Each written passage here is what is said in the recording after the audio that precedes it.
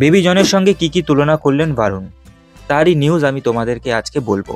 এই ছবি প্রসঙ্গে ভারুন জানালেন, বেবি জন অনেকটা ইন্ডিয়ান থালির মতো। অর্থাৎ ইন্ডিয়ান থালিতে যেমন একটি থালার মধ্যে ভারতের বিভিন্ন রাজ্যের নানান খাবারের পদ পাশাপাশি সাজিয়ে গুছিয়ে একসঙ্গে পেশ করা হয়, এই ছবিতেও তেমনই হয়েছে।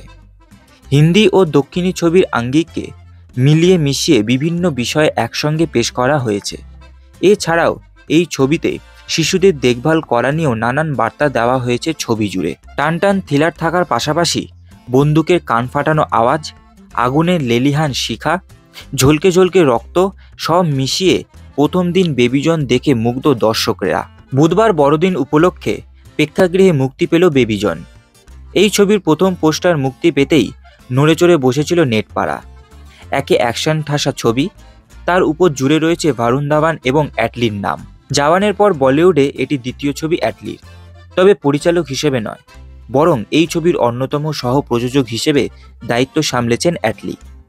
ছবিতে ভারুন ছাড়াও প্রধান ভূমিকায় রয়েছে কৃতি সুরেশ, ওয়ামিকা গাব্বি, সানিয়া মালহোত্রা এবং জ্যাকি শ্রফ। আশা করি তোমাদের ভিডিওটা ভালো লেগেছে। আর এরকম নিউজ সংক্রান্ত ভিডিও আপডেট পেতে হলে আমাদের বিট্টু অরিজিনালস ইউটিউব চ্যানেলটিকে সাবস্ক্রাইব করে রাখতে হবে এবং পাশে থাকা বেল আইকনটিকে প্রেস করে রাখতে হবে। দেখা হচ্ছে পরবর্তী একটি ভিডিওতে। সবাই ভালো থাকবে।